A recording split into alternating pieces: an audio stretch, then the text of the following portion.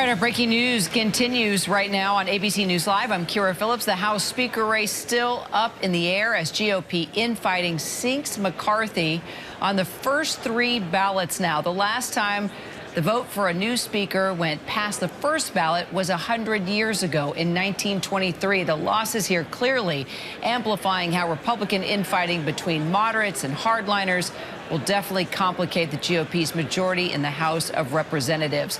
What happens next, besides more votes, we know that, is a bit of an open question. ABC News' Jay O'Brien live on Capitol Hill. So, Jay, is it possible now that they will roll right into another round of voting, or is it possible that they could vote to adjourn? Do we know?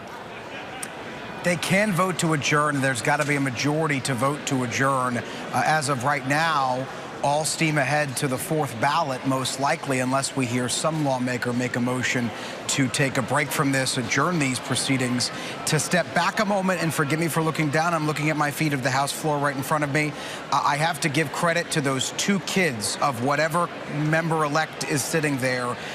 Members brought their kids earlier this morning. This is a day of celebration, usually, the day of the new Congress, and most of the kids left because we've gone so many ballots. It's been 5 hours now since the beginning of the new Congress at noon, and there's still a pair of kids sitting there on the House floor with their mother or father who's a new member of Congress. All of that by way of saying this has been a long and drawn-out vote. McCarthy loses on the first ballot, loses on the second, loses on the third, and actually a vote defects from McCarthy on that third ballot. Representative Byron Donalds of Florida, who voted for McCarthy on the first ballot and the second ballot, said earlier in the day that he would leave or at least look around for other options on that third ballot, and he did.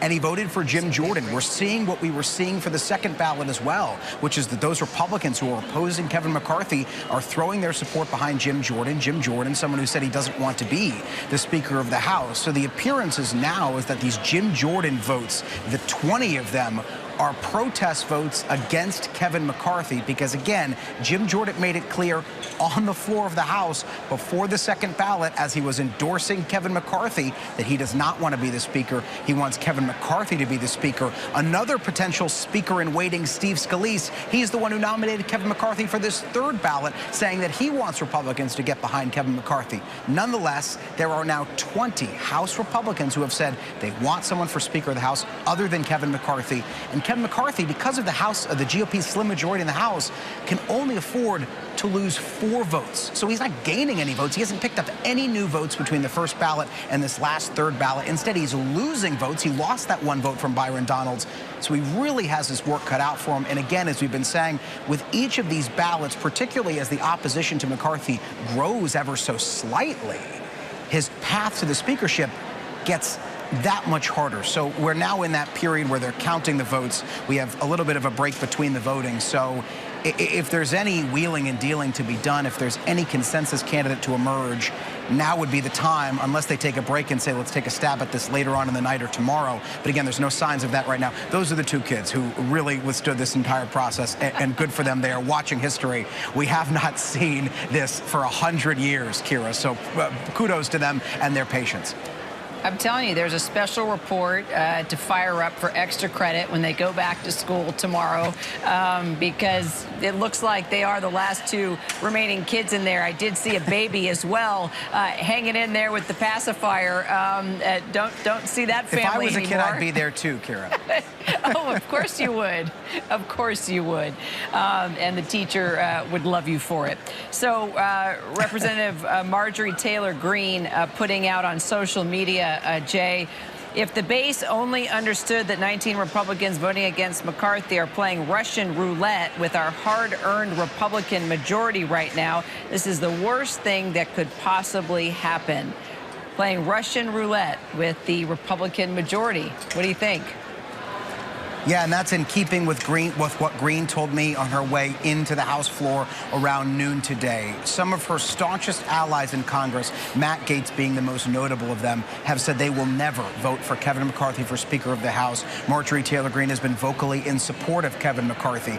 I asked Greene what she thought about that. She called the opposition to McCarthy, again from some of her staunchest allies, ridiculous. She has been discussing this notion that we've heard from McCarthy's backers as well, which is that if you don't support Kevin McCarthy and you're a Republican member of Congress, you endanger the leadership structure because you give Democrats an option to broker a deal with more moderate Republicans and perhaps pick a moderate Republican speaker or even a Democratic speaker. I can tell you that there is no indication right now that that's going to happen.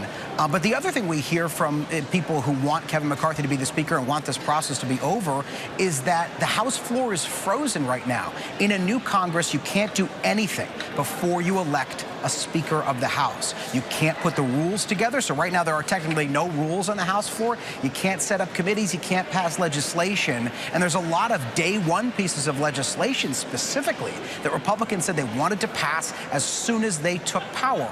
All of that is on pause right now as this battle for Speaker of the House plays out and drags on. And the more ballots that go, the more that pushes any GOP priorities further and further down the road because they've got to settle their first problem, which is who's going to lead them. And right now, Kevin McCarthy still wants that to be him. He's showing no signs of backing down, but certainly he does not have anything near the votes right now. Representative Lauren Boebert's walking by me. Representative Boebert, is there anything Kevin McCarthy could do to earn your vote? You haven't heard anything from him. But anything he could do? She said she hadn't heard anything from him. The indication she just gave me was no. Forgive me for that live moment of reporting, but there you go. One of the holdout votes saying, at least from her, there's nothing she's heard from Kevin McCarthy to work to earn her vote, and she's one of those 20 who's trying or is against Kevin McCarthy now.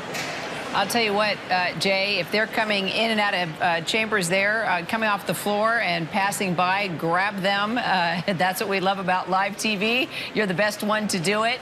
So please, we would love to get comment from anybody that's been there for this third round of the speaker vote.